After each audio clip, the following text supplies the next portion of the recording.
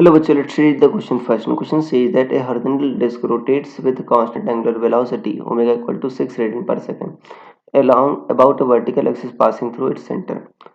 A small body of small m 0.5 kg moves along diameter of disk with velocity v dash 50 centimeter per second, which is constant relative to disk.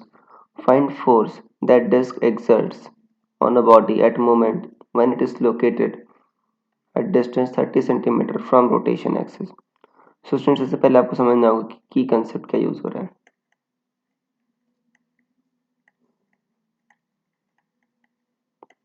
देखो, की concept बच्चों use हो रहा है इसके किसमें, आपका Coriolis force and centripetal force. Coriolis force कह देते हैं।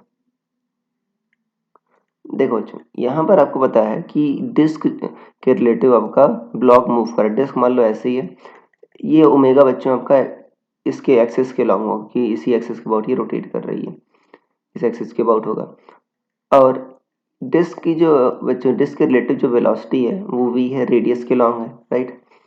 तो जो कोरियोलिस फोर्स होता है बच्चों, आप f कहते हो उसको, वो होता है 2m v relative cross omega, v relative cross omega, ये होता है बच्चों।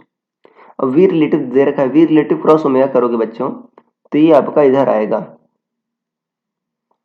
राइट, ये आपका f की डायरेक्शन आ जाएगी।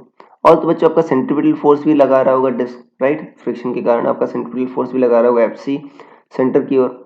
और देखो mg बच्चों नीचे की ओर है, तो सरफेस क्या लगा रहा होगा, नॉर्मल लगा रहा होगा बैलेंस करने के लिए, तो नॉर्मल ऊपर। तो देखो बच्चों, तीनों एक दूसरे के परपेंडिकुलर है, एफ एफ सी और एन तीनों एक दूसरे के परपेंडिकुलर है। और देखो वी रिलेटिव और ओमेगा बच्चों ये भी परपेंडिकुलर है, तो इसका जो मैग्नीट्यूड होगा एफ का वो आएगा 2m वी रिलेटिव ओमेगा। तो एफ की वैल्यू रखोगे, वी कितना, मास कितना बच्चों आपका 0.5, वी रिलेटिव कितना है आपका, यहाँ पर देखें तो 50 सेंटीमीटर पर सेकेंड, मतलब 0.5 मीटर पर सेकेंड। ओमेगा कितना है 6, और ये कितना होगा बच्चों का, ये आपका 1 आ जाएगा, और ये कितना आ जाएगा 3, ये कितना आ गया 3 न्यूटन आ गया। और एफ सी क्या होगा आपका, एम आर ओमेगा स्क्वायर। मास कितना है बच्चों आपका 0.5, आर कितना बच्चों 30 सेंटीमीटर 0.3, ओमेगा कितना है 6 का स्क्वायर। तो जो एफ सी आ जाएगा वो आ जाएगा 5.4 न्यूटन बच्चों। और एन कितना होगा आपका एम जी के बराबर होगा, सो 0.5 इंटू 10 तो कितना आ जाएगा 5 न्यूटन आ जाएगा, इसके बराबर आ जाएगा। तो जो तीनों परपेंडिकुलर हैं, तो जो नेट फोर्स होगा बच्चों वो क्या होगा आपका एफ का स्क्वायर प्लस एफ सी का स्क्वायर प्लस एन का स्क्वायर, ये होगा। तो 5 का स्क्वायर प्लस 3 का स्क्वायर प्लस 5.4 का square,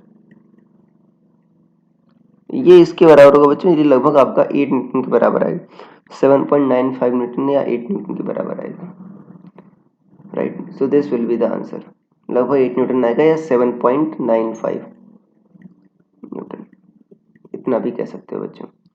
so I hope you understood it well, best of luck.